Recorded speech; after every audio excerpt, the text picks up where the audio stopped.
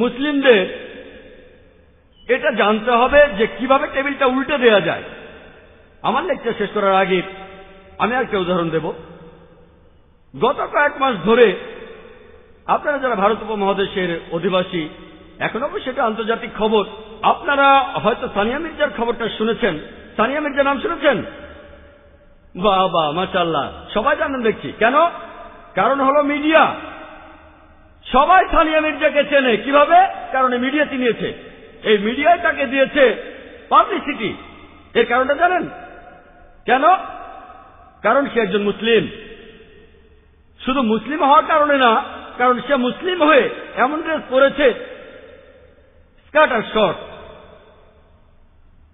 আর তারপরে time magazine পত্রিকাতে সম্ভবত সেপ্টেম্বরের শেষ সপ্তাহ বা অক্টোবরের প্রথম সপ্তাহে 2005 সালে তার ছবি প্রচ্ছদে। স্কার্ট পরে সে টেনিস খেলছে। কেন জানেন? কেন? আমরা সবাই জানি। গত বেশ কয়েক মাস ধরে মিডিয়া একটা নতুন খবর এসেছে যে ফতোয়া জারি করা হয়েছে সানিয়া মির্জা যে ড্রেস পরে মিনি স্কার্ট, সেটা হারাম, এটা নিষিদ্ধ। তখন এটা নিয়ে খুব হইচই হয়ে গেল। সব মিডিয়া, টিভি চ্যানেলগুলো মুসলিম ওলামা বিশেষজ্ঞদের কাছে গেল যে এটা ঠিক না, ভুল। সবাই তখন বলল এটা হারাম হারাম হারাম, আর তখন খবরটা ছড়িয়ে পড়ল। মিডিয়া ঠিক এই কাজটাই করে, ইনফরমেশন জোগাড় করে, তারপর যেভাবে উপস্থাপন করে, তখন অমুসলিমরা ভাববে এটা কোন ধরনের ধর্ম। একজন মহিলা খেলাধুলা করছে আর ধর্ম তাকে বাধা দিচ্ছে। ইসলাম ধর্মের নিয়ম কারণ আমরা বদলাতে পারবো না, যেটা ভুল সেটা ভুল, কিন্তু কিভাবে বলছেন সেটাই ইম্পর্টেন্ট।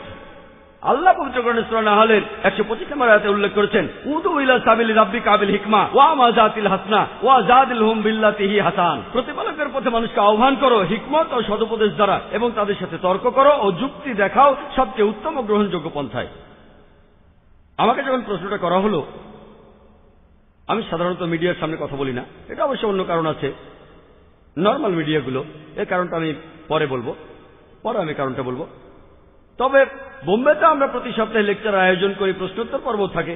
সেই লেকচারে কয়েকশো মানুষ এসেছিল। একজন আমাকে এই প্রশ্নটা করেছিল, আমি তাকে বলেছিলাম আমাদের জানা উচিত কিভাবে মিডিয়ার সাথে কথা বলতে হবে। আমি প্রথমে আন্তর্জাতিক মিডিয়াকে প্রশ্ন করব যে আপনারা কেন প্রশ্নটা করছেন মুসলিম ওলামাদের, মুসলিম শিয়ুখদের আর বিশেষজ্ঞদের, যে সানিয়া মির্জা যে পোশাকটা পরছে সেটা ঠিক না ভুল। সে তো র্যাঙ্কিং এ 34 নম্বর। কত নম্বর? 34 নম্বর। আপনারা কেন এই প্রশ্নটা কোন খ্রিস্টান ধর্মযাজককে করছেন না সেরেনা উইলিয়ামসের ব্যাপারে?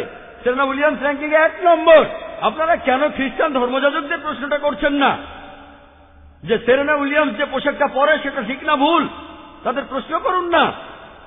আপনার ভ্যাটিকান সিটির পোপের কাছে প্রশ্ন করুন, সেরেনা উইলিয়ামস যে পোশাকটা পরে, অথবা সানিয়া মির্জার আগে যারা আছে 33 জন, তাদের অধিকাংশই হচ্ছে খ্রিস্টান। আপনার খ্রিস্টান ধর্মযাজক আর পোপকে প্রশ্ন করুন তাদের পোশাকটা ঠিক না ভুল। খ্রিস্টানদের বাইবেল পড়লে দেখবেন, বাইবেলের বুক অব ডিউটেরোনমি বলছে 22 নম্বর অধ্যায়ের 5 নম্বর অনুচ্ছেদে মহিলারা এমন কোন পোশাক পরবে না যেটা পুরুষের পোশাকের মতো, পুরুষরা মহিলাদের পোশাক পরবে না। যারা এমনটা করবে তারা প্রভুর ঘৃণার পাত্র হবে। 1 তিমথি 2 নম্বর অধ্যায় 9 অনুচ্ছেদে আছে যে মহিলারা পোশাক পরবে শালীনতার সাথে, সংযমের সাথে। তারা কোন রকম অলংকৃত চুল পরবে না, অথবা স্বর্ণ বা মুক্তা বা দামি পোশাক পরবে না। একজন খ্রিস্টান মহিলারও শরীর ঢেকে রাখা উচিত।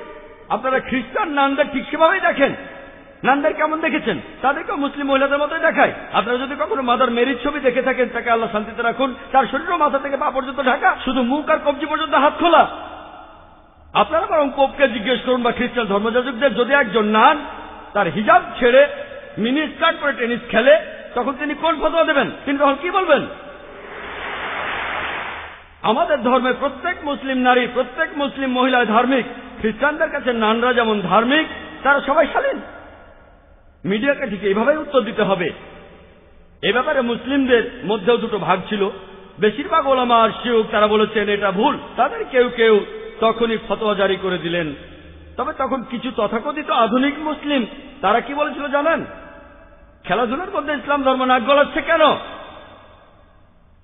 একজন মুসলিম পলিটিশিয়ান বলেছেন এই শিয়ুখরা, এই ওলামাগণ খেলাধুলা সম্পর্কে কিছু জানে না, তাই তারা চুপ থাকলেই ভালো। আমি সেই পলিটিশিয়ানকে বলছি, আপনি যদি ইসলাম সম্পর্কে না জানেন তাহলে আপনারই চুপ থাকা ভালো। এক হিন্দু পলিটিশিয়ান যিনি বলেছিলেন যে সানিয়া মির্জা আমাদের দেশের একটা গর্ব। যে লোক সানিয়া মির্জার বিরুদ্ধে কথা বলবে সে দেশদ্রোহী, সে দেশকে ভালোবাসে না, সে দেশকে ভালোবাসে না। স্টেটমেন্ট। আমি বলেছিলাম যে লোক সানিয়া মির্জার এই পোশাকটাকে সমর্থন করে সে বেদের বিরুদ্ধে কথা বলছে। কারণ হিন্দুদের বেদ বলছে, ঋগ্বেদের 10 নম্বর গ্রন্থের 85 নম্বর অনুচ্ছেদের 30 পরিচ্ছেদে মহিলারা পুরুষদের মতো পোশাক পরবে না, আর পুরুষরাও তাদের স্ত্রীদের মতো পোশাক পরবে না। এরপর ঋগ্বেদে আছে 8 নম্বর গ্রন্থের 33 অনুচ্ছেদের 19 নম্বর পরিচ্ছেদে বলা হয়েছে যে ব্রহ্মা মহান ঈশ্বর তোমাদের নারী বানিয়েছেন, তার দৃষ্টি আনত করো আর পর্দার আড়ালে থাকো। তাহলে হিন্দু ধর্মগ্রন্থ বলছে স্কার্ট পরা হারাম। তাহলে যেসব ইন্ডিয়ান স্কার্ট পরাকে সমর্থন করেন, আমি তাদের বলছি এই হিন্দু পলিটিশিয়ান তার ধর্মগ্রন্থের বিরুদ্ধে কথা বলেছেন। এভাবেই টেবিলটাকে উল্টে দেন। আমাদের দিকে কেন গুলি ছোড়া হবে? হিন্দুদের জিজ্ঞেস করেন না এটা কি ইন্ডিয়ান কালচার। এছাড়াও আরেকজন হিন্দু পলিটিশিয়ান তিনি বলেছিলেন যে এটা হলো ইন্টারন্যাশনাল স্পোর্ট। এইসব পলিটিশিয়ানরা আসলে সবাই এক, হোক হিন্দু, মুসলিম বা খ্রিস্টান, তাদের বেশিরভাগই নিজেদের স্বার্থ উদ্ধারের জন্য লড়াই করে যাচ্ছে। এই হিন্দু পলিটিশিয়ান তখন বললেন এটা ইন্টারন্যাশনাল স্পোর্ট, তাই তাকে এখানে তাদের নিয়ম অনুযায়ী পোশাক পরতে হবে। আর মানুষজন জানে না যে পোশাকটা পরে এতে করে তার পারফরমেন্স ভালো হয়। আচ্ছা ঠিক আছে, মানলাম, এটা মেনে নিলাম। এই পোশাকটা পড়তে বলা হয়, হয়তো পারফরমেন্স ভালো হয় কতখানি, 0.5%, 1%, মেনে নিলাম, তর্ক করব না। কিন্তু যদি ইতিহাস দেখেন 15 বছর আগে, 20 বছর আগে, 25 বছর আগে, তখন মহিলারা তারা যখন ব্যাডমিন্টন টাইপের কিছু খেলতো তাদের পুরো শরীর ঢাকা থাকতো। এমনকি ইরানেও দেখবেন মহিলারা তাদের পুরো শরীর ঢেকে স্কার্ফ পরে খেলছে। যদি আপনার কথা মেনেও নেই যে পারফরমেন্স ভালো হয় এই শর্ট পড়লে, আমি আপনাকে প্রশ্ন করছি, আগামীকাল যদি বিচ ভলিবল ইন্টারন্যাশনাল স্পোর্টস হয়, আপনার মেয়েকে কি বিকিনি পরিয়ে সেখানে খেলতে পাঠাবেন? আগামীকাল যদি বিচ ভলিবল ইন্টারন্যাশনাল স্পোর্টস হয়, আপনার মেয়েকে কি বিকিনি পরিয়ে সেখানে খেলতে পাঠাবেন? ইন্ডিয়ান কালচারকে এটার অনুমতি দেয়। তারপর তারা বলবেন সুইমিং এ প্রতিযোগীরা কম পোশাক পরে ভালোভাবে সাঁতার কাটার জন্য, এজন্য পুরুষরা শুধু একটা ব্রিফ পরে আর মহিলারা বিকিনি পরে। তবে আপনাদের এটাও বুঝতে হবে, মানতে হবে, যদি কোনো পোশাক না পরেন পারফরমেন্স আরো ভালো হবে। তাহলে কি মহিলাদের নগ্ন হয়ে সাঁতার কাটতে বলবেন? এই দ্বিমুখী নীতি কেন? তখন তিনি বলবেন না না এটা অশালীন। আপনাদের শালীনতার লেভেল এখানে, আমাদের শালীনতার লেভেল এখানে। আপনাদের এই ব্যাপারটা বুঝতে হবে। আপনাদের কাছে যেটা শালীন আমাদের কাছে সেটা অশালীন। কেন আপনারা এই নিয়মটা করছেন না যে সুইমিং এ পুরুষ মহিলা নগ্ন হয়ে সাঁতার কাটবে, এতে পারফরমেন্স আরো ভালো হবে? কিন্তু না, তাদের শালীনতার লেভেল এখানে। তাই এভাবে উত্তর দিয়ে টেবিলটাকে উল্টে দিতে হবে। দুর্ভাগ্যজনকভাবে আমরা চুপচাপ বসে থাকি। আমরা মিডিয়ার কাছে নিজেদের হাসির পাত্রে পরিণত করেছি। প্রশ্নটার ব্যাপারে আসি, ওলামাদের কিভাবে উত্তর দেওয়া উচিত। আমি এই সব ওলামাদের বিপক্ষে নই। আসলে তারা মিডিয়ায় কথা বলতে অভ্যস্ত নন। যদি আমাকে কেউ প্রশ্নটা করে ইসলামিক দৃষ্টিভঙ্গি এ ব্যাপারে ইসলাম কি বলে যে সানিয়া মির্জা একজন টেনিস খেলোয়াড় হয়ে যে রকম পোশাক পরে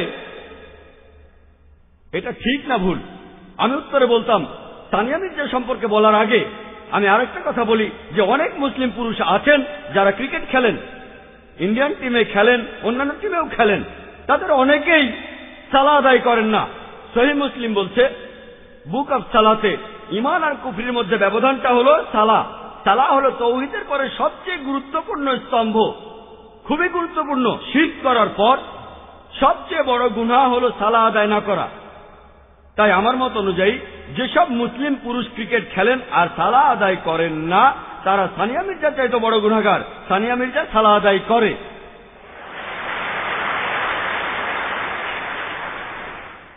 মুসলিম অভিনেতা অভিনেত্রীরা তারা পর্দায় শিরক করছে, তারা বড় গুনাহগার। আমি সানিয়া মির্জার পক্ষ নিয়ে কথা বলছি না, একথা মানব সানিয়া মির্জা যে পোশাক পরে সেটা ইসলামের নিয়মের বিরুদ্ধে, এটা হারাম।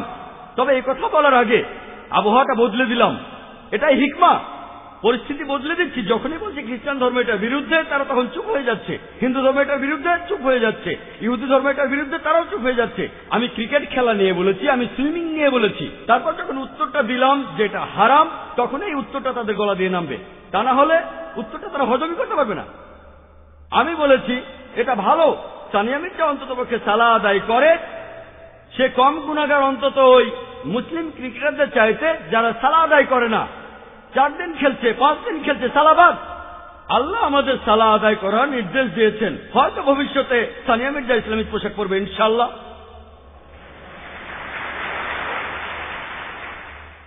তারপর সে পুরুষদের সাথে খেলতে পারবে কি পারবে না সেটা আরেকটা ইস্যু। কিন্তু আমি এমন ফতোয়া দিচ্ছি না যে সে যা করছে ঠিক। তবে মুসলিমদের এটা জানা উচিত কিভাবে টেবিলটা উল্টে দেওয়া যায়, কিভাবে হিকমার সাথে উত্তর দেওয়া যায়। যখনই আপনি এভাবে উত্তর দেবেন তখনই সবাই চুপ হয়ে যাবে। দুর্ভাগ্যজনকভাবে আমরা মুসলিমরা মিডিয়ার সামনে নিজেদেরকে হাসির পাত্রে পরিণত করছি। সাধারণত আমি মিডিয়ার সামনে কোনো ইন্টারভিউ দেই না। কেন?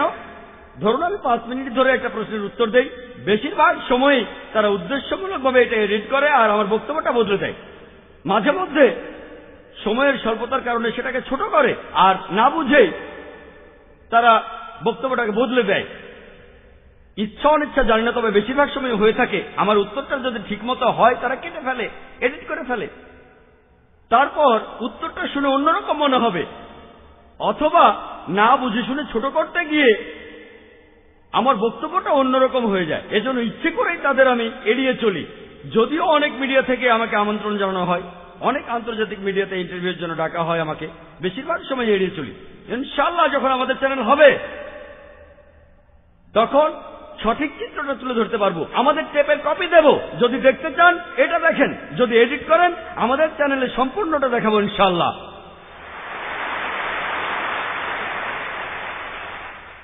একটা চ্যানেল শুরু করা নিঃসন্দেহে খুবই কঠিন কাজ, আর তারপর একটা চ্যানেল শুরু করে কোরআন এবং সহিহ হাদিস অনুযায়ী সেটাকে চালানো, সেটা আরো কঠিন কাজ।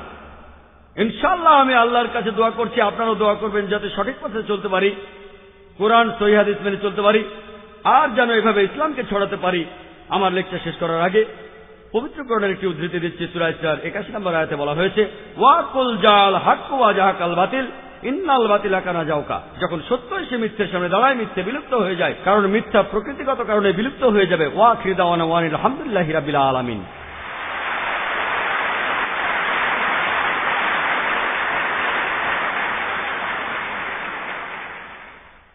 আশা করি আল্লাহ তাআলা আমাদের বক্তা জাকির নায়েককে পুরস্কৃত করবেন তার এই তথ্যবহুল লেকচারের জন্য।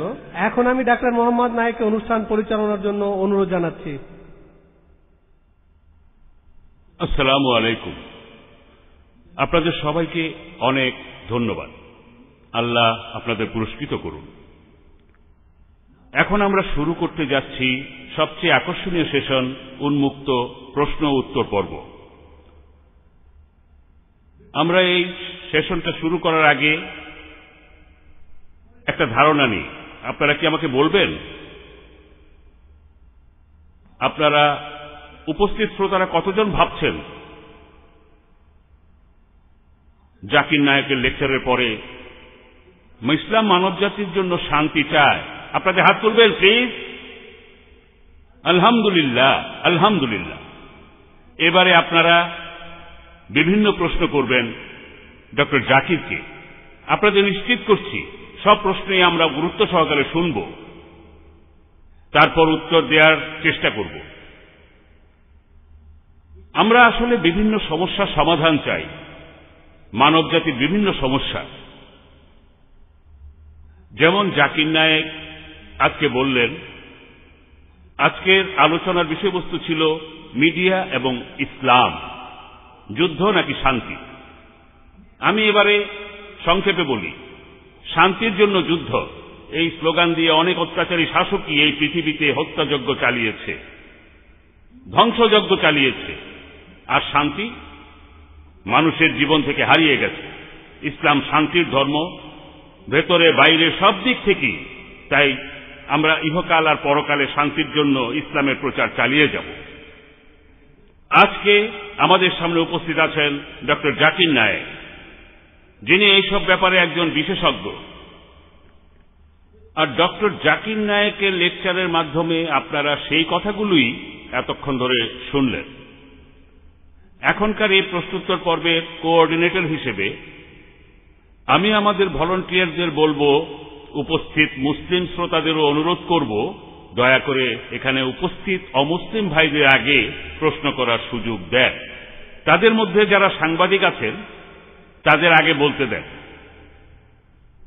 তাহলে এবারে আমার বাম পাশের মাইক থেকে প্রথম প্রশ্নটা করা হচ্ছে।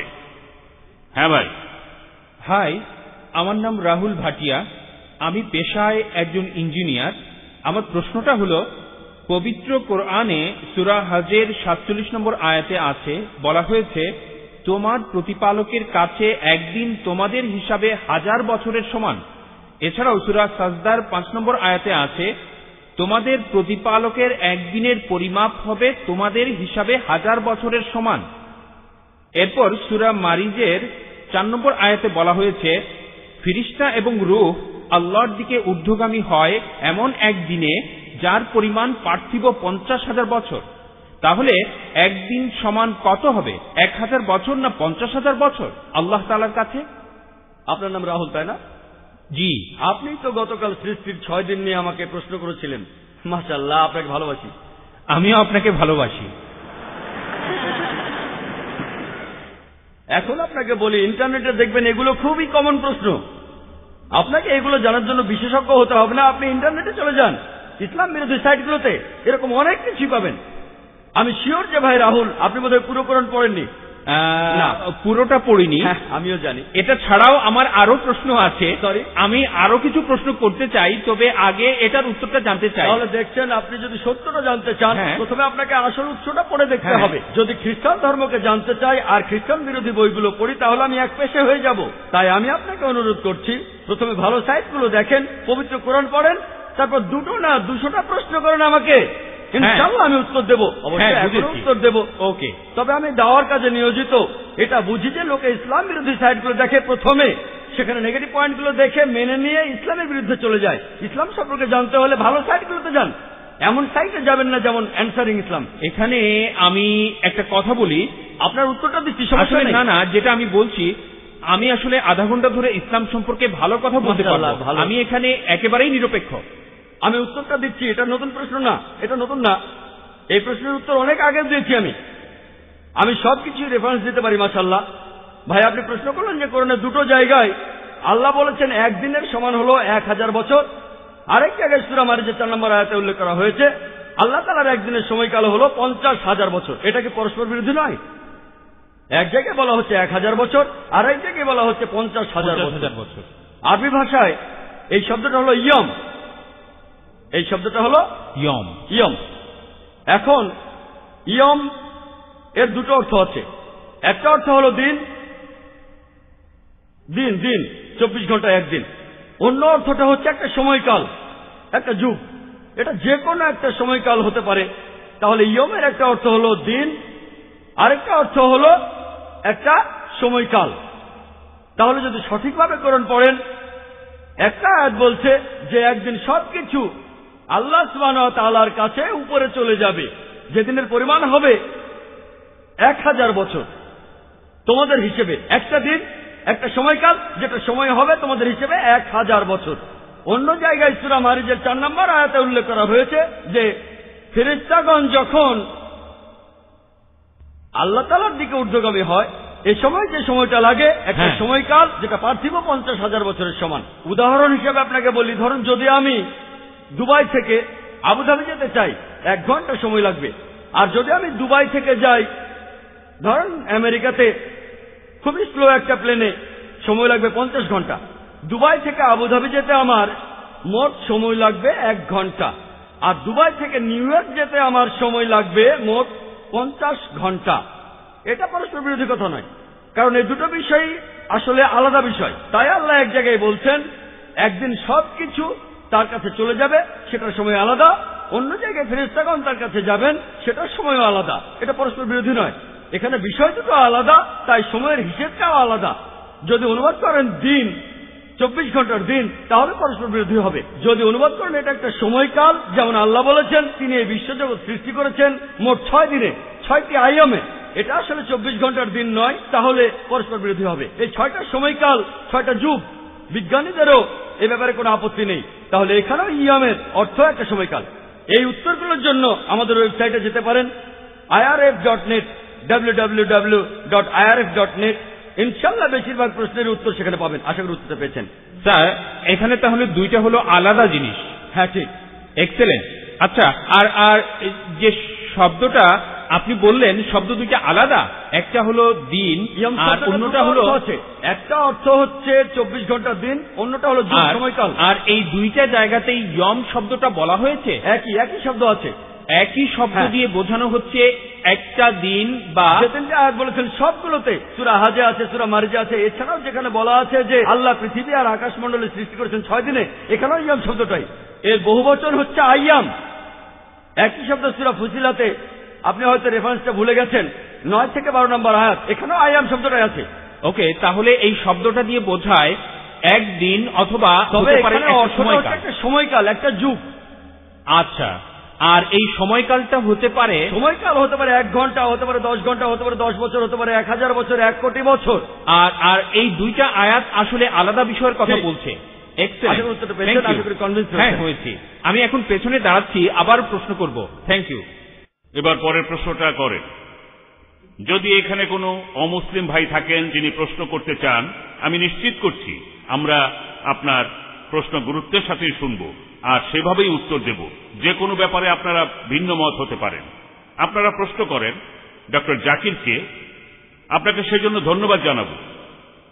যদি ডক্টর জাকিরকে কোনো সমালোচিত বিষয় নিয়ে প্রশ্ন করেন, তাহলে পর্বটা সবার জন্য আরো আকর্ষণীয় হবে, যাতে সবাই বুঝতে পারেন সমালোচিত বিষয় নিয়ে।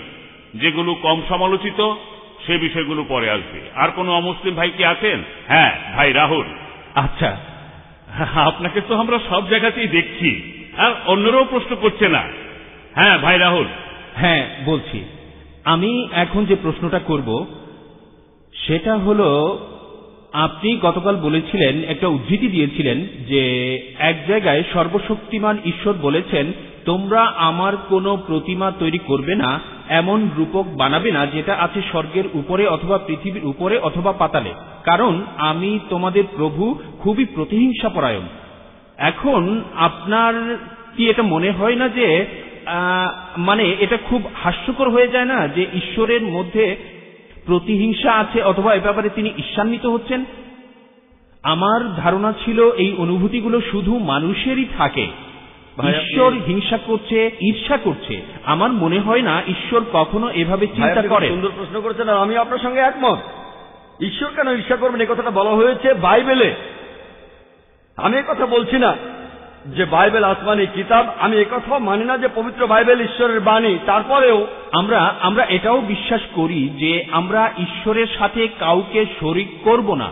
এটা ঠিক। এই অংশটা না হলে ঈশ্বর রেগে যাবেন। ভাই, যদি প্রশ্ন করে থাকেন প্লিজ আপনি আমাকে উত্তর দেওয়ার সুযোগ দেন। যদি এটা বিতর্ক হতো আমিও বিতর্ক করতে পারি, কোনো সমস্যা নেই। না না, ঠিক আছে। তবে এখন প্রশ্নোত্তর পর্ব চলছে।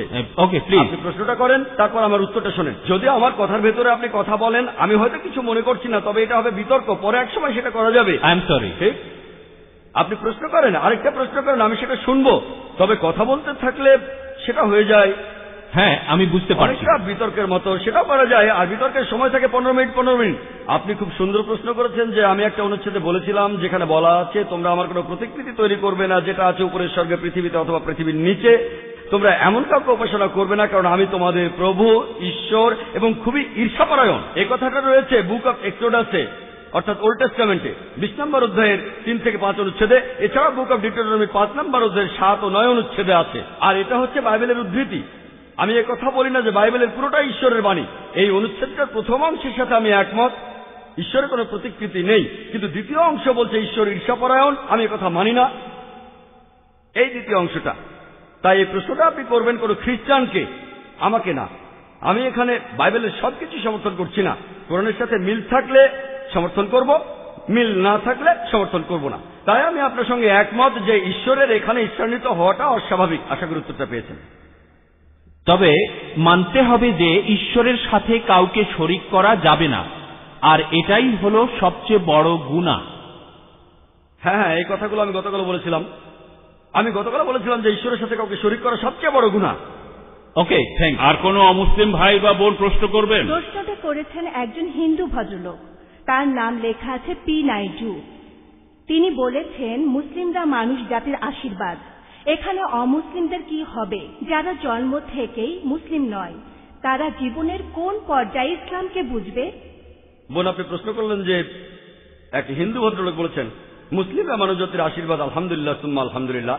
তবে একজন অমুসলিম যে জন্ম থেকে মুসলিম নয়, জীবনের কোন স্তরে সে ইসলামকে বুঝবে? প্রশ্নটার উত্তর দেওয়ার আগে আমি একটা বিষয় পরিষ্কার করে নিতে চাই। আমাদের নবীজি মুহাম্মদ সাল্লাল্লাহু আলাইহি সাল্লাম বলেছেন প্রত্যেক শিশু দীনুল ফিতর নিয়ে জন্ম নেয়। দীনুল ফিতর অর্থাৎ আল্লাহর ধর্ম। প্রত্যেকটা শিশু মুসলিম হয়ে জন্মায়, পরবর্তীতে তাকে প্রভাবিত করে বাবা মা, গুরুজনেরা, শিক্ষকেরা। সে তখন শুরু করে মূর্তি পূজা, অগ্নি পূজা, এভাবে সে অমুসলিম হয়ে যায়। সেজন্য ইসলাম ধর্ম অনুযায়ী প্রত্যেক শিশু মুসলিম হয়ে জন্মায়, অর্থাৎ আল্লাহর কাছে সে আত্মসমর্পণ করে। পরবর্তীতে তার পরিবেশের প্রভাবে সে অমুসলিম হয়ে যেতে পারে। তাই কোন অমুসলিম যখন ইসলাম গ্রহণ করে, এখানে শব্দটা আসলে কনভার্ট হবে না। কনভার্ট মানে হলো এক পথ থেকে আরেক পথে যাওয়া, বা এক বিশ্বাস থেকে আরেক বিশ্বাসে। এখানে সঠিক শব্দটা হবে রিভার্ট। রিভার্ট মানে সে আসলে মুসলিম ছিল, পরে অমুসলিম হয়ে গিয়েছিল, তারপর আবারও ইসলামের পথে ফিরে এসেছে। তাই সঠিক শব্দটা হলো রিভার্ট। তাহলে প্রত্যেক মানুষই জন্মায় নিষ্পাপ হয়ে, সে মুসলিম হিসেবে জন্মায়, পরবর্তীতে সে ভুল পথে চলে যায়। এবার প্রশ্নটাতে আসি, যারা অমুসলিম হয়ে যায় তারা কিন্তু অমুসলিম হয়ে জন্মায় না। প্রত্যেক মানুষই মুসলিম হয়ে জন্মায়। যারা তাদের বাবা মা, পরিবেশের প্রভাবে অমুসলিম হয়ে যায়, জীবনের কোন সময়ে তারা ইসলামকে বুঝতে পারবে? এক এক মানুষ এক এক সময়ে এটা বুঝতে পারে। যেমন একজন মুসলিম হিসেবে জন্মালো, সে যদি মুসলিম পরিবারে জন্মায় তাহলে হয়তো প্রথম দিন থেকেই বুঝতে পারবে। আবার মুসলিম পরিবারে জন্মানোর পরও অনেকে সেটা বুঝতে পারে না, হয়তো পরে বুঝতে পারবে। কেউ হয়তো প্রথম দিন থেকে বুঝবে, কেউ 1 বছর পরে, 2 বছর পরে, 5 বছর, 10 বছর, কত সময় লাগবে আল্লাহ জানেন। কিছু মানুষ অমুসলিম পরিবারে জন্মায়, সেখানে সে বড় হয়। তারা হয়তো একেবারে ছেলেবেলায় বুঝতে পারে, স্কুলে পড়ার সময়, কলেজে পড়ার সময়ও হতে পারে। আসলে এক একজন মানুষ এটা এক এক সময়ে বুঝতে পারে। তবে কোন মুসলিম সেই অমুসলিমকে বোঝাক বা না বোঝাক, আল্লাহ পবিত্র কোরআনে বলেছেন, সূরা ফুসিলাতের 53 নম্বর আয়াতে উল্লেখ করা হয়েছে, সানুরিহিম আয়াতিনা ফিল আফাকি ওয়া ফি আনফুসিহিম হাত্তা ইয়াতাবায়্যানা লাহুম আন্নাহু আল হক। আমি তোমাদের জন্য আমার নিদর্শনগুলো প্রকাশ করব এই বিশ্বজগতে, এবং তাদের নিজেদের মধ্যে যতক্ষণ না তাদের কাছে পরিষ্কার হবে এটাই সত্যি।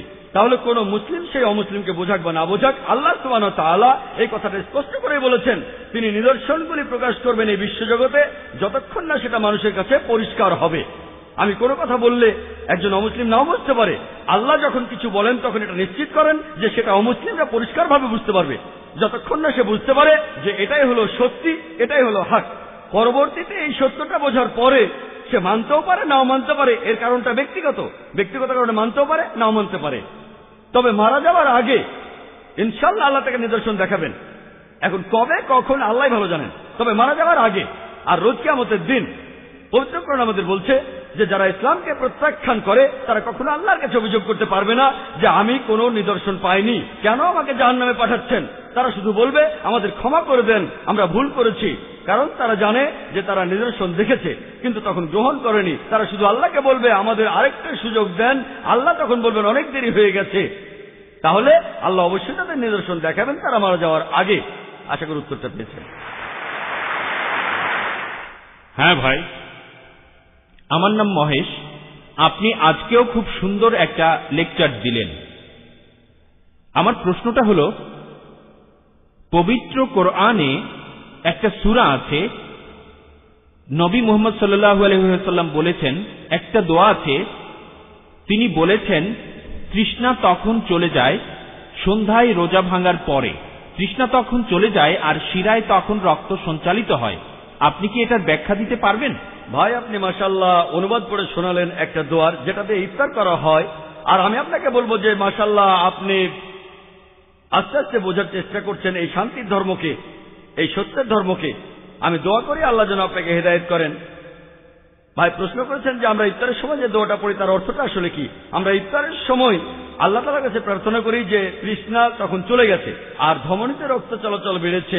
আমরা যখন ইফতার করতে যাই আল্লাহ তাআলার কাছে প্রার্থনা করি যে আমাদের ইফতারের সময় আমাদের তৃষ্ণা চলে গেছে, আর আমরা তখন বিভিন্ন খাবার খাই, পানি খাই, আল্লাহ তাআলার কাছে দোয়া করি যে আমরা রোজা রাখতে পেরেছি, এখন রোজা ভাঙার সময় হয়েছে, এখন আমাদের তৃষ্ণা দূর হয়ে যাচ্ছে, আমাদের ক্ষুধা দূর হয়ে যাচ্ছে। এটাই হলো দোয়া। আমরা বলছি যে আমাদের তৃষ্ণা এখন চলে যাচ্ছে এই রোজা ভাঙার মাধ্যমে। আমাদের ইফতারের আগে এই দোয়াটা আমরা পড়ে থাকি। আশা করি উত্তরটা পেয়েছেন। হ্যাঁ ভাই। আমার নাম দেবাশিস গাঙ্গুলি। আমি পেশাগতভাবে একজন ইঞ্জিনিয়ার আর ফ্রিল্যান্স সাংবাদিক। এই অনুষ্ঠান নিয়ে একটা রিপোর্ট করব। আমি আপনাকে আসলে বেশ কয়েকটা প্রশ্ন করতে চাই। আপনার কাছে আমার প্রথম প্রশ্ন, আপনার দেশ নিয়ে আপনি কি গর্বিত? সাধারণত সাংবাদিকরা একটা প্রশ্ন করে, সেটার উত্তর দেওয়ার পরে দ্বিতীয় প্রশ্নটাই হয় ট্র্যাপ। তবে দাঁড়ান আমি বলি, না না, আপনি আমাকে উত্তরটা বলতে দেন। আমাকে আপনি উত্তরটা বলতে দেন, আমাকে শেষ করতে দিন। আমি এই অভিযোগের বিরুদ্ধে বলি। আমি আপনার সাথে খোলা মনে কথা বলতে চাই। আমি আপনাকে দোষ দিচ্ছি না, আমি বলছি বেশিরভাগ সাংবাদিকরাই। আমি এটা বলছি না যে আপনিও এরকমই হতে পারেন, নাও হতে পারেন, সেটা আপনি তো কথাটা বলেই ফেললেন। তবে বেশিরভাগ সাংবাদিকই, এখানে আপনারা একটা জিনিস ভালো করে দেখেন, আমি লাইনেই আছি। যদি কোনো লোক মাত্র একটা প্রশ্ন করতে চায়, সে প্রশ্ন করেই তখন চলে যায়। ইনি দুটো প্রশ্ন করবেন, যুক্তি কথাই বলে, উনি আমার উত্তরটা শুনতে চান। আমি প্রথম উত্তরটা দেওয়ার পরে দ্বিতীয় প্রশ্নটাই হবে ট্র্যাপিং। যদি দুটো প্রশ্ন একসাথেই করেন তাহলে সেটা ট্র্যাপ না, কিন্তু কোনো সমস্যা নেই, আমার উত্তর একই হবে। পরে যে প্রশ্নই করুন না কেন, আমি আমার দেশকে নিয়ে গর্বিত। That's great.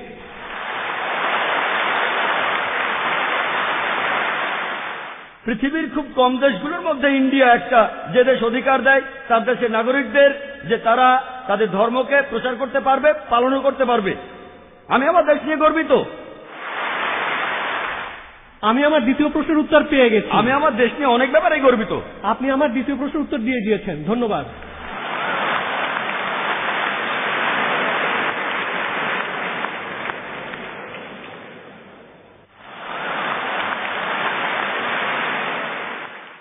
ধন্যবাদ। এবারে প্রশ্নটা মহিলাদের মধ্য থেকে। এই প্রশ্নটাও করেছেন একজন অমুসলিম। হেমা খাতার উসমান প্রশ্ন করেছেন, আপনি বললেন মুসলমানদের মাঝে কিছু কুলাঙ্গার আছে যারা খারাপ কাজ করে, মিডিয়াও তাদের তুলে ধরে। এই মুসলিমরা কি ধর্মের নামে এসব কাজ করে মিডিয়াকে সুযোগ দিচ্ছে না? এতে অমুসলিমরাও ভুল বুঝছে। প্রশ্নটা করেছেন একজন অমুসলিম, আর খুবই সুন্দর প্রশ্ন, যে মুসলিমদের মধ্যে বেশ কিছু কুলাঙ্গার আছে, এই কুলাঙ্গাররাই কি মিডিয়াকে ইসলামের নামে মিথ্যে কথা ছড়ানোর সুযোগ করে দিচ্ছে না? এই কুলাঙ্গাররা তো আসলে কোনো মুসলিমই নয়। একজন মুসলিম কখনো এমন ভুল কাজ করবে না। মুসলিম শব্দটার অর্থ হলো যে ব্যক্তি তার নিজের ইচ্ছাকে আল্লাহ তাআলার কাছে সমর্পণ করে। মুসলিমদের মধ্যে এই কুলাঙ্গাররা হচ্ছে আসলে নকল মুসলিম। নাম হতে পারে মোহাম্মদ, জাকির, আব্দুল্লাহ, সুলতান ইত্যাদি ইত্যাদি। নাম দিয়ে আপনি মুসলিম হবেন না, আপনি মুসলিম হবেন কাজ দিয়ে। আল্লাহর কাছে নিজের ইচ্ছাকে সমর্পণ করলেই আপনি মুসলিম হবেন। তাহলে এই লোকগুলো সত্যিকারের মুসলিম নয়, তবে তাদের নামগুলো মুসলিম। তাই মিডিয়াকে সুযোগ দিচ্ছে কি দিচ্ছে না এটা নিয়ে তারা ভাবে না। তারা তো তাদের নিজেদের ধর্ম নিয়েই ভাবে না, তারা নিজেদের ধর্মকে থোড়াই কেয়ার করে, কিন্তু তারা তাদের ধর্মকে নিয়ে ভাবে না। মিডিয়া কি বলছে সেটা নিয়েও তারা ভাবে না। তবে আমি মিডিয়ার দোষ দেব। মিডিয়া কেন অল্প কিছু মানুষের কাজকে তুলে ধরছে? যদি মুসলিমদের বেশিরভাগই এসব কাজ করত তখন ইসলামকে অপবাদ দিলে আমিও আপত্তি করতাম না। তবে তারাও অল্প কিছু মানুষকে বেছে নিচ্ছে। চিন্তা করেন, হিটলার 60 লক্ষ ইহুদিকে হত্যা করেছিল, এজন্য কি খ্রিস্টান ধর্মকে দায়ী করব? হিটলার যে 60 লক্ষ ইহুদিকে মেরেছে, সবাইকে পুড়িয়ে মেরেছে, এজন্য কি আমি খ্রিস্টান ধর্মকে দোষ দিতে পারবো না? কারণ বাইবেলের কোথাও লেখা নেই যে তোমরা 60 লক্ষ ইহুদিকে হত্যা করবে। এমন কিছু করাটা খুবই ভুল হবে। সেজন্য আমি এইসব কুলাঙ্গারদের চাইতে মিডিয়াকেই বেশি দোষ দেব। প্রত্যেক গোত্রে আপনারা কিছু কুলাঙ্গার খুঁজে পাবেন, আর আমি আমার অনেক লেকচারে এইসব কুলাঙ্গারদের বিরুদ্ধে বলেছি। মিডিয়ার উচিত এমন খবর প্রচার করা যেটা সত্যি, কিন্তু তারা এইসব কুলাঙ্গারদের দেখিয়ে বলতে চায় এরাই হচ্ছে আসল মুসলিম। তারা এভাবে বলতে পারে যে এই মুসলিম চুরি করেছে তারা মাত্র 1 জন, 5 জন, 10 জন, আর মুসলিমদের সংখ্যা 100 কোটিরও বেশি। এভাবে বললে কোনো সমস্যা নেই। তবে তারা বলতে চায় যে সব মুসলিমই ভুল কাজ করছে। যদি একজন মুসলিম ড্রাগস নিয়ে ধরা পড়ে মিডিয়া এমন ভাব করবে যেন সব মুসলিমই ড্রাগস নিয়ে ব্যবসা করে যাচ্ছে। মিডিয়ার উচিত হবে সত্য কথা প্রচার করা। আমিও সেটাই চাই। আশা করি উত্তরটা পেয়েছেন। হ্যাঁ ভাই। ডক্টর জাকির নায়েক, পিস টিভির কার্যক্রম শুরু করার জন্য আপনাকে আগাম অভিনন্দন। আমি দর্শকদের হাততালি দিয়ে অভিনন্দন জানাতে অনুরোধ করছি।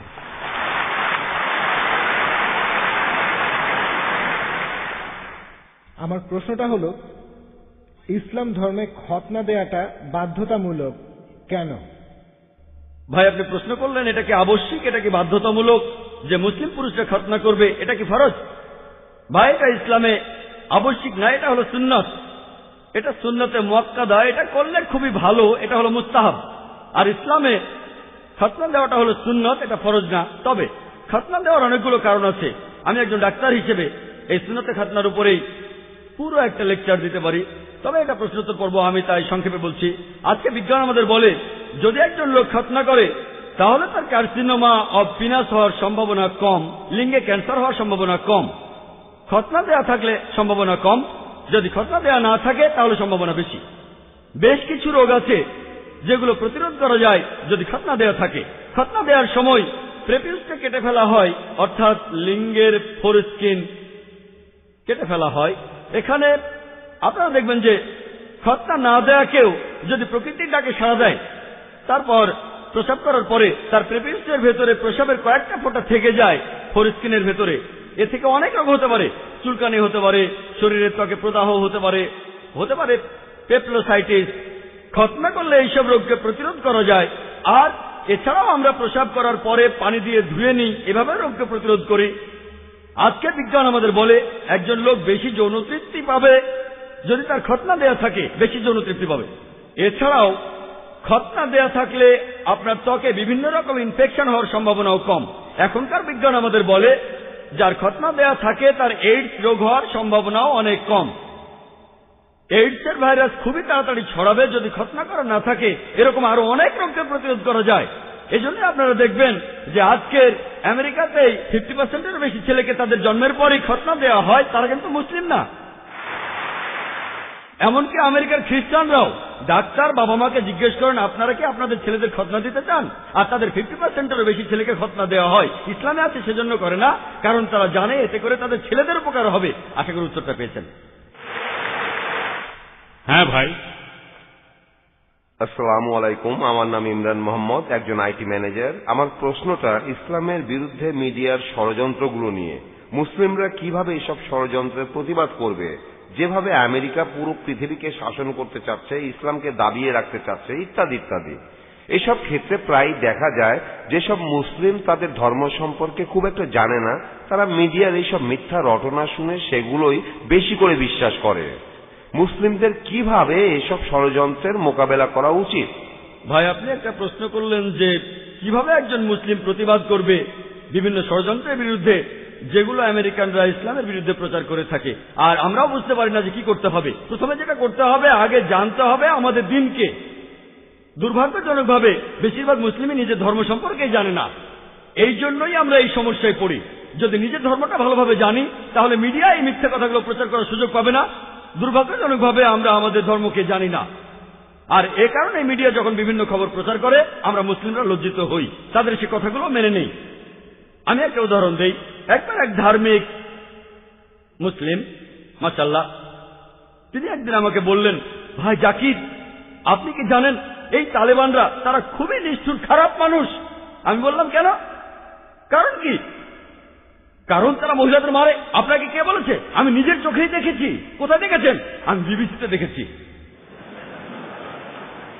আমি এখানে তালেবানদের পক্ষে কথা বলছি না, তারা আমার বন্ধু না, আবার শত্রুও না, তাদের পক্ষে বলছি না। তারা আমার বন্ধু না। আমি পৃথিবীর বিভিন্ন দেশে ঘুরে বেড়াই। একবার মালয়েশিয়াতে লেকচার দিচ্ছিলাম, সেখানে এক দম্পতি, তারা দুজনেই ডাক্তার। একজন স্ত্রী রোগ বিশেষজ্ঞ, অন্যজন শিশু রোগ বিশেষজ্ঞ। তারা 1 মাসেরও বেশি সময় আফগানিস্তানে ছিলেন। সেখানে তারা আহত লোকদের চিকিৎসা করছিলেন। আর সেই মহিলা ডাক্তার তিনি আমাকে বললেন, টেলিভিশনে যে ভিডিওটা দেখানো হয়েছে তালেবানরা এক মহিলাকে মারছে, তারা তালেবান না। আপনি কিভাবে জানলেন? কারণ আমি তালেবানদের সাথে ছিলাম। আমি জানি তারা কিভাবে পাগড়ি বাঁধে। যেমন ধরুন আমরা আরব নই, তাই আমরা বুঝতে পারবো না পাগড়ি বাঁধার কতগুলো নিয়ম আছে আরবদের মধ্যে। তবে আরবরা জানে যে আরব আমিরাতে পাগড়ি পরার নিয়ম একরকম, সৌদি আরবে পাগড়ি পরার নিয়ম আরেক রকম, কুয়েতে পাগড়ি পরার নিয়ম আলাদা। তারা জানে, কিন্তু আমরা জানি না। মহিলা তালেবানদের সাথে ছিলেন, তাই জানেন যে লোকগুলো পাগড়ি পরেছে সেই ভিডিওতে, তালেবানরা সেভাবে পড়ে না। তাই এই শুটিংটা হলিউডে বা অন্য যেখানে হোক তারা ভালোভাবে সেই শুটিংটা করতে পারেনি।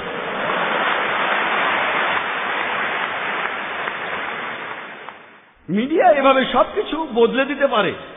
যেমন ধরুন আপনাকে প্রশ্ন করলাম যে জর্জ বুশ ভালো না খারাপ মানুষ, ভালো না খারাপ, আপনি বললেন ভালো মানুষ না। আমি এখানে না শব্দটা এডিট করে দেব, আর আপনারা শুনবেন সে ভালো মানুষ। তারপর আপনাকে যখন সে ভিডিওটা দেখাবো তখন বলবেন ও মুখ ফসকে ভালো মানুষ বলেছি। আপনি ভালো মানুষ বলেননি, আপনি বলেছেন সে ভালো না, আমি না শব্দটা এডিট করে দিলাম, তারপর আপনাকে দেখালাম দেখুন ভাই আপনি ভালো বলেছেন। তখন বলবেন ভুল করে বলেছি, আমি মুখ ফসকে বলেছি। মুখ ফসকে বলেননি, আপনি বলেছিলেন সে ভালো মানুষ না, আমি না শব্দটা বাদ দিলাম, আর শুনে মনে হবে সে ভালো। এভাবে মিডিয়া অনেক রকম খেলা করে। আর আমরা মুসলিমরা আমাদের যেটা করা উচিত, আমরা আমাদের ধর্মটাকে খুব ভালো করে জানবো, আমাদের দিন সম্পর্কে ভালো করে জানবো। আর যখন এই মিডিয়া প্রচার করবে এইসব, তখন সেগুলো শুনে আমরা তাতে প্রভাবিত হব না। ইসলামকে বিচার করতে চাইলে মূল ধর্মগ্রন্থগুলো দেখতে হবে, কোরআন এবং সহিহ হাদিস। একজন মুসলিম বা মুসলিম সমাজ কি করে সেটা দিয়ে বিচার করলে হবে না। ইসলাম ধর্মকে বিচার করতে চাইলে এটা দিয়ে করব না যে ইন্ডিয়া, পাকিস্তান, আফগানিস্তান বা সৌদি আরবের মুসলিমরা কি করে। আমি ইসলামকে বিচার করব মূল ধর্মগ্রন্থগুলো দিয়ে, কোরআন এবং সহিহ হাদিস। আমরা এগুলো মেনে চলব। আর মিডিয়ার এসব প্রচারের উত্তর আমাদের জানতে হবে কিভাবে টেবিলটা উল্টে দেওয়া যায়। যেমন সেই সাংবাদিক দুটো প্রশ্ন করবেন, কিন্তু প্রশ্ন করেছেন মাত্র একটা, কারণ প্রথম প্রশ্নের উত্তরে যা বলেছি তিনি সেটা আশা করেননি। তিনি আশা করেননি যে আমি বলবো আমি আমার দেশ নিয়ে গর্বিত। ভেবেছিলেন আমি বলবো দেশ নিয়ে আমি গর্বিত না। আমি অবশ্যই আমার দেশ নিয়ে গর্বিত, আমি কোনো মিথ্যে কথা বলছি না। আমি ইন্ডিয়াকে নিয়ে গর্বিত। আর ইন্ডিয়া হচ্ছে একটা যুদ্ধক্ষেত্র, আমরা হলাম মুজাহিদ, জিহাদ, আমরা সবাই চেষ্টা করছি। আর আমার নামটা নায়েক, সংস্কৃতিতে নায়েক মানে যোদ্ধা, একজন বীর। তাহলে নামেও তো আমি একজন মুজাহিদ। আমাকে এই যুদ্ধের ময়দানে থাকতে হবে, আমাকে আমার কাজ করতে হবে। আর সেজন্য আমি বোম্বেতে থাকতে চাই, কিন্তু লোকজন আমাকে অন্য জায়গায় থাকতে বলে। অনেক লোক আবার আমাকে অন্য কোনো দেশে থাকার পরামর্শ দেয়। আপনার জীবন তো হুমকির মুখে, কেন এই যুদ্ধের ময়দানে থাকবেন? এটা আমার যুদ্ধ, আর দেশকে আমি অনেক কারণে ভালোবাসি, অনেক কারণ আছে। আলহামদুলিল্লাহ আমি দেশ নিয়ে গর্বিত। সেজন্য মিডিয়ার এইসব প্রচারের উত্তরে আমাদের জানতে হবে কিভাবে টেবিলটা উল্টে দেওয়া যায়। আশা করি উত্তরটা পেয়েছেন। إن في خلق السماوات والأرض واختلاف الليل والنهار والفلك التي تجري في البحر بما ينفع الناس وما أنزل الله من السماء من ماء فأحيا به الأرض بعد موتها وبث فيها من كل دابة وتصريف الرياح والسحاب المسخر بين السماء والأرض لآيات لقوم يعقلون